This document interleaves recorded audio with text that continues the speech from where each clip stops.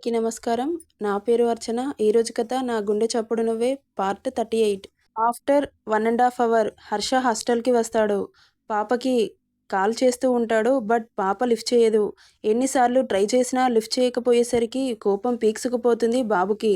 వెంటనే అంజలి రూమ్‌కి వెళ్ళి రూమ్ డోర్ వేసి ఉండడంతో కోపంతో డోర్‌ని ఒక పంచ్ ఇస్తాడు. ఒక్క దెబ్బకి డోర్ ఓపెన్ అవుతుంది. లోపలికి వెళ్ళి చూస్తాడు హర్ష. లోపల అంజు లేకపోవడంతో బీపీ సర్రున పెరిగిపోతుంది బాబుకి. ఇక అక్కడ లేదని తిరిగి వెళ్తుండగా పక్కన టేబుల్‌పై మొబైల్ కనబడుతుంది. దీనికి మొబైల్ ఇచ్చింది రూమ్‌లో పెట్టి వెళ్ళడానికా? Useless fellow. అసలు ఎక్కడికెళ్ళింది ఇది అని తిట్టుకుంటూ అక్కడి నుండి కిందకి వస్తాడు. ఎంతసేపైనా హాస్టల్‌కే కదా రావాల్సింది అని అనుకుంటూ అక్కడే అంజు కోసం వెయిట్ చేస్తూ ఉంటాడు. హర్ష ఇంకో గంట గడుస్తుంది. అయినా రాకపోవడంతో అసలు ఎక్కడికెళ్ళింది? సుష్మకి కాల్ చేసి అడిగితే అని సుష్మకి కాల్ చేస్తాడు హర్ష. తను ఏమో హర్ష నాకు తెలీదు. నేను రూమ్‌లో ఉన్నప్పుడు తను అక్కడే ఉంది. బయటికి వెళ్ళిన విషయం నాకు తెలీదు. రెస్టారెంట్‌కి కానీ వెళ్ళిందేమో అంటుంది సుష్మ. లేదు సుష్మ నేను వెళ్ళలేదు కాబట్టి తను వెళ్ళదు. సర్లే నేను వెతుకుతాను అని కాల్ కట్ చేస్తాడు హర్ష. హర్షకి మెల్లగా టెన్షన్ స్టార్ట్ అవుతుంది. ఇక అక్కడ ఉండి చేసేది లేక తనని ఎలాగైనా వెతికి పట్టుకోవాలి అని అక్కడి నుండి వెళ్తుండగా కొంచెం దూరం వెళ్ళిన తర్వాత అంజలి చున్నీ పక్కన శానిటరీ ప్యాడ్స్ పడి ఉంటాయి. వెంటనే బైక్ ఆపి చున్నీని చేతిలోకి తీసుకొని చూస్తాడు. ఇది ఖచ్చితంగా అంజలి చున్నీని. అంటే అంజలి ప్రమాదంలో ఉందా? Oh my God! అసలు అది బయటకు ఎందుకు వచ్చింది అని అనుకుంటూ ఉండగా చున్నీ పక్కన ప్యాడ్స్ కనిపించడంతో అరే మెన్సెస్ వచ్చినట్టుంది. అందుకనే శానిటరీ ప్యాడ్స్ కోసం మెడికల్ షాప్‌కి వచ్చి ఉంటుందా అని అనుకొని తనని ఇలాంటి సిట్యుయేషన్‌లో ఎవరైనా అంజలిని కిడ్నాప్ చేశారా? ఆ హేమంత్ గాడు కానీ చేశాడా? అయినా వాడు నేను కొట్టిన దెబ్బకి బతికి ఉండకూడదే! మరి ఎవరు చేశారు? నేను వాడికి కాల్ చేశాను అని అంజలిని కిడ్నాప్ చేసుంటాడా? ఎస్ ఈ పని వాడే చేశాడు. సాగర్ వస్తున్నా ఆగరా అని అనుకుంటూ అక్కడి నుండి రోడ్ మీదకి పరుగులు పెట్టిస్తాడు బైక్‌ని. యాక్చువల్‌గా 1½ అవర్ ముందు ఏం జరిగిందంటే హర్ష సాగర్‌కి ఎందుకు కాల్ చేయాల్సి వచ్చిందంటే సుష్మా షాపింగ్‌కి అని వాళ్ళ ఫ్రెండ్స్‌తో కలిసి వెళుతుండగా ఎదురుగా హర్ష రావడం చూసి రాత్రి జరిగిన విషయం హర్షకి చెప్పి ఈ ఆపద నుండి అంజలిని కాపాడాలి అన్న ఉద్దేశంతో హర్ష దగ్గరికి వెళ్తుంది సుష్మ. పాపం అంజలికి తన జీవితంలో అన్ని కష్టాలే. ఎప్పుడు సుఖపడిందే లేదు.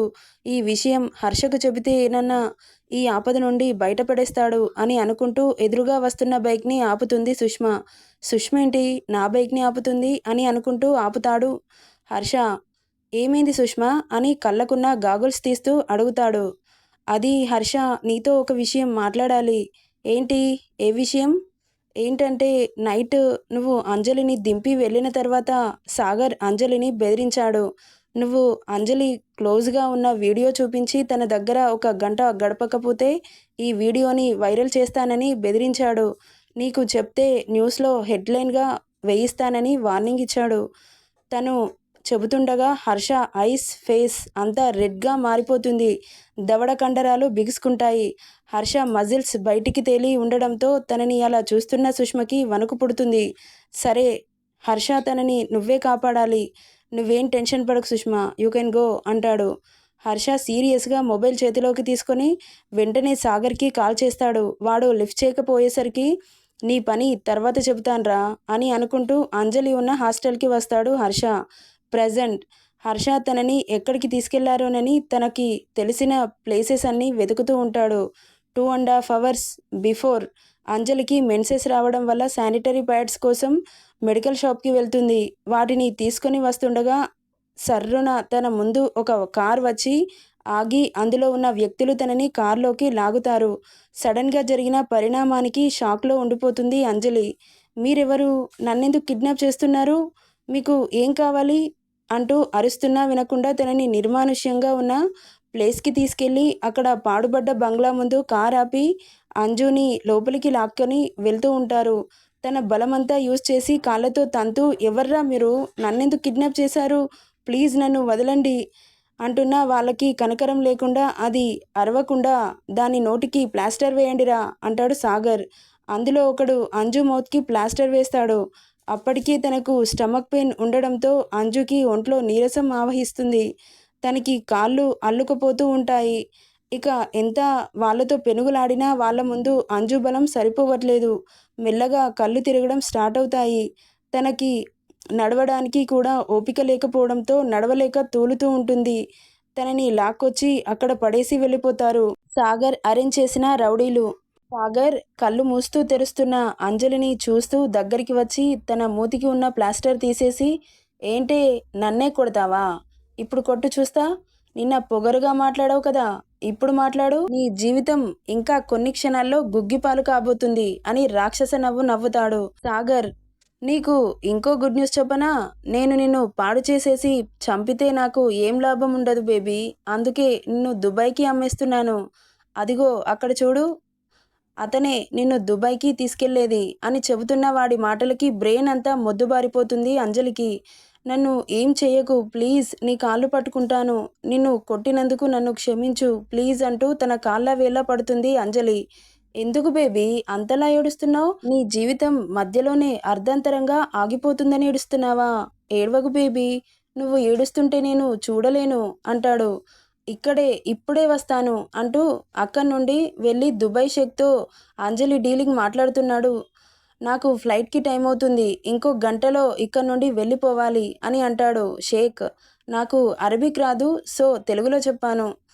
ఓకే సార్, నాకు గంట సరిపోతుంది, మీరు వాళ్ళతో ఎంజాయ్ చేయండి అంటూ వాడిని అక్కడి నుండి పంపిస్తాడు. ఇక్కడ అంజు పరిస్థితి మాత్రం తన కళ్ళ ముందు తన ఆశల సౌధం కూలిపోతున్నట్లు అనిపిస్తుంది. తన ఫ్యామిలీ కళ్ళ ముందు మెదలగానే తన కళ్ళ నుండి వచ్చే కన్నీటి ధార అసలు అంతం అనేది లేకుండా కారుతూనే ఉన్నాయి. తన ఒంట్లో ఓపిక లేదు. కడుపులో గుణపాలతో పొడిచినంత నొప్పిగా ఉంది అంజలికి. తన మెదడు ఆలోచనలతో శరీరం నొప్పికి ఇక చావు తప్ప తనని ఇంకేదీ కాపాడలేదు అన్నంత విరక్తి పుట్టింది అంజలికి. వీడి బారి నుండి తప్పించుకోవాలి అంటే నేను ఎలాగైనా చచ్చిపోవాలి. చావు ఒకటే నాకు స్వర్గంలా కనబడుతుంది. బ్రతికి ఉండి ఈ నరకాన్ని నేను చూడలేను.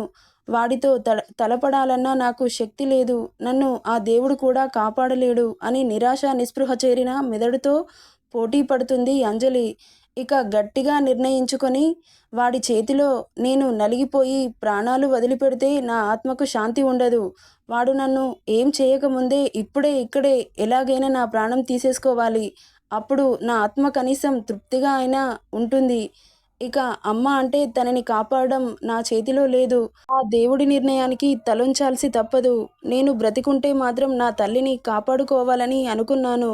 కానీ ఆ ఛాన్స్ దేవుడు నాకు ఇవ్వకుండానే నన్ను తీసుకెళ్ళిపోతున్నాడు అని అనుకుంటూ ఉండగా సాగర్ రాక్షస నవ్వు నవ్వుకుంటూ అంజలి దగ్గరికి వస్తూ ఉంటే తనకి హార్ట్ బీట్ పెరిగిపోయి కాళ్ళు చేతులు అన్నీ వణుకుతూ మెంటల్గా వాడికి దక్కకుండా చచ్చిపోవాలని ఫిక్స్ అయిపోతుంది అంజలి. కానీ ఎలా చావాలి? వాడు నన్ను తాకకముందే నేను చచ్చిపోవాలి అని చుట్టూ చూస్తుంది. అక్కడ కొంచెం దూరంలో కత్తి కనబడడంతో వాడు దగ్గరగా వస్తుంటే మెల్లమెల్లగా కత్తి దగ్గరికి వెళ్ళి దానిని చేతిలోకి తీసుకొని పొడుచుకోవడానికి కత్తిని కడుపులో దించబోతుండగా చెయ్యి పట్టి ఆపుతాడు సాగర్. ఏంటే, నా చేతిలో నలగకముందే నీ ప్రాణాలు విడుస్తాననుకుంటున్నావా? Never baby. నువ్వు నా పక్కలోకి చేరి నన్ను సుఖపెట్టిన తర్వాత చెప్పాను కదా వాడికి అమ్మేస్తానని అంటాడు. అంజలి తన ఒంట్లో శక్తి లేకపోయినా కళ్ళు గట్టిగా మూసుకొని ఊపిరి పీల్చుకొని తన ఫ్యామిలీ కళ్ళ ముందు మెదలగానే ఎంతో బలం వచ్చినట్లు అవుతుంది అంజలికి. తన బలాన్ని అంతా కూడగట్టుకొని నోట్లో నుండి మాట రావడానికి కూడా ఇబ్బంది పడుతున్నా గొంతు పెకిల్చుకొని చిన్నగా, అసలు ఏమనుకుంటున్నావురా నువ్వు? నన్ను టచ్ చేసిన తర్వాత బ్రతికి ఉంటానని అనుకుంటున్నావా అని ధైర్యంగా అన్న అంజు మాటలకి షాక్ అయి చూస్తాడు సాగర్. ఏంటే అంత ధైర్యం వచ్చింది? ఇప్పటి వరకు ఓ అని ఏడ్చావు, ఇప్పుడేంటి ప్లేట్ చేంజ్ చేసావు? నన్ను బెదిరిస్తే నిన్ను వదిలిపెడతానని అనుకుంటున్నావా? నిన్ను బెదిరించాల్సిన అవసరం లేదురా. నన్ను పాడు చేసిన నెక్స్ట్ సెకండ్ నువ్వు ప్రాణాలతో ఉండవు. అబ్బచ్చా, అంత స్ట్రాంగ్గా చెబుతున్నావు. ఎలా బేబీ? నాకంటే ఎక్కువగా హర్ష గురించి నీకే తెలియాలి. వాడి దెబ్బకు నువ్వు చచ్చి ఊరుకుంటావు. ఎందుకు నీ చావుని నువ్వు కోరి తెచ్చుకుంటున్నావు అని వాడిని కృంగదీయాలని మాట్లాడుతూ ఉంది అంజలి. వాడిని మాటల్లో పెడితే హర్షకి టైం ఇచ్చిన దాన్ని అవుతాను అని అనుకొని వాడితో ఏదో ఒకటి మాట్లాడుతూ ఉంటుంది అంజలి. ఏంటి ఆ హర్షగాని గురించి నువ్వు నాకు చెబుతున్నావా? నేను నీతో పడుకున్న నెక్స్ట్ సెకండ్‌లో నా ప్రాణం పోయినా నేను లెక్క చేయను. అంత మోజు నువ్వంటే నాకు. ఎలాగైనా నిన్ను కసితీరా నా కోరికను నెరవేర్చుకుంటాను అని మాట్లాడుతూ ఉండగా ఎవరో క్లాప్స్ కొడుతున్నట్లు శబ్దం వినిపించడంతో వెనుకకు తిరిగి చూస్తాడు సాగర్. తల పక్కకు తిప్పి చూస్తుంది అంజలి. నెక్స్ట్ ఏం జరుగుతుందో నెక్స్ట్ పార్ట్‌లో చూద్దాం. ఈ స్టోరీ నచ్చితే లైక్ చేయండి, షేర్ చేయండి, సబ్స్క్రైబ్ చేసుకోండి friends. Thank you for listening. Comment చేయడం మాత్రం మర్చిపోకండే.